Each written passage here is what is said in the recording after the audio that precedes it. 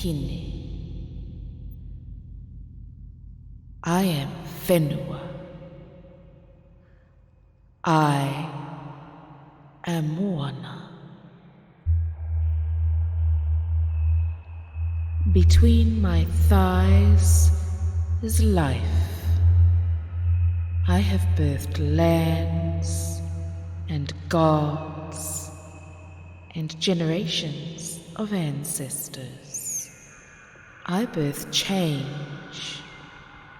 I birth growth. Between my thighs is death. I am the last wail before your longest night. I am the cold embrace. I am the final word.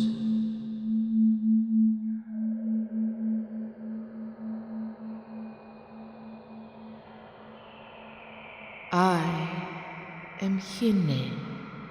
With my voice I open channels beyond the veil. I welcome the unseen and shift the space between us.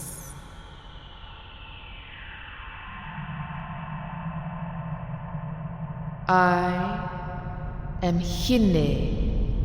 I pull the tides within you. I command hordes. I bring war. I bring peace. I calm the gods. I bring release.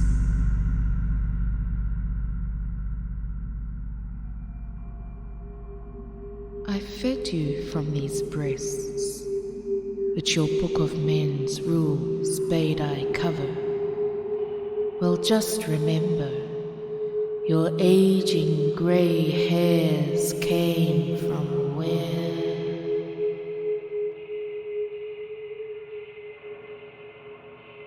Know this, I was always here. These clicking tongues erased my names, even as they dictated their own demise. So don't you come along and think you save me. Recognize your life depends upon me. Understand your future lies within me. Realize that your fate rests with me. I am Hine. I am whenua. I am Moana.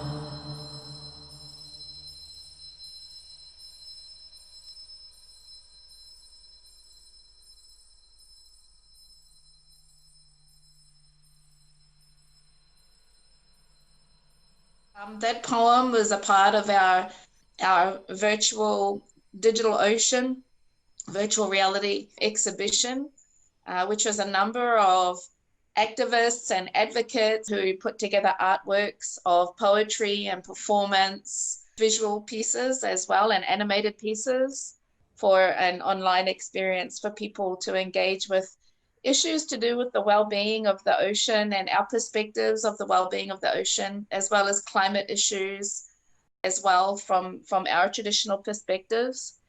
And that really is a poem that speaks to, the fact that our perspective is that the ocean is an ancestor, and that because we can genealogically count our ancestors all the way back to our ancestor ocean. We have the names, and we enshrine the names of our genealogies in our lullabies and in our oratory and in our stories. So we remember all the names of our ancestors going all the way back to the ocean, who's also our ancestor. And we have sayings like, the ocean is in our blood, and we cry and sweat salt water to remember that the ocean is in our blood. We're always reminding ourselves that we are the ocean, and that the ocean is our first ancestor, that before there was land, there was just ocean, just the ocean and the sky. That's also where love began, because love, the greatest act of love is to create life. And so that's where the creation of life started, inside the ocean. And so she's the home of love as well as the home of life. And she's in us. So we are her. We, just like we're all of our ancestors, we are her as well. Mm-hmm. And so the poem is really a reminder of that sacred creative energy and potential that comes through the ocean and then comes through us as the descendants of the ocean, as ocean peoples.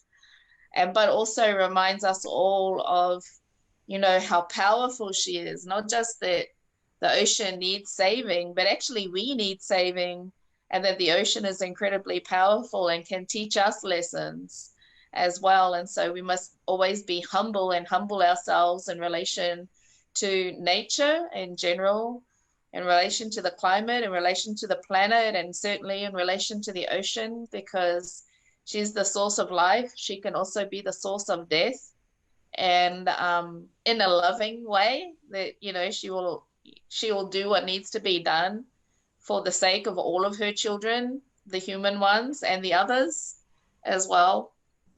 There's aspects of reminders that we need to humble ourselves when we talk about trying to save her or be saviors around her, and just all of the different ways in which that sacredness comes through in our ceremonies, the way that our voice can open channels to bring ancestors through to sit next to us in our gatherings. And the females have the power to do that in our traditions, and the way in which the female voice can be used to call people together, to meet, to see justice, to seek justice.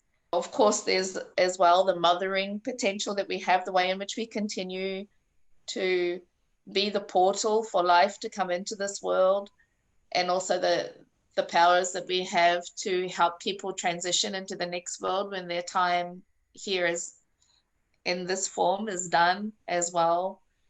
And even though colonizers have come along and tried to erase the names of, I'm wearing a shirt that has all of the names of our sacred mother ancestors all the way up, the goddesses, and the colonizer can try to erase those names, but it's so important for us to speak those names. Continue to speak those names and speak of our strength and speak of our sacredness as well.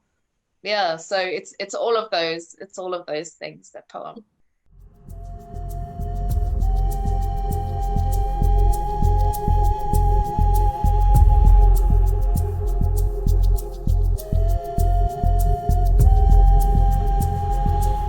Recognize your life depends upon me. Understand your future lies within me.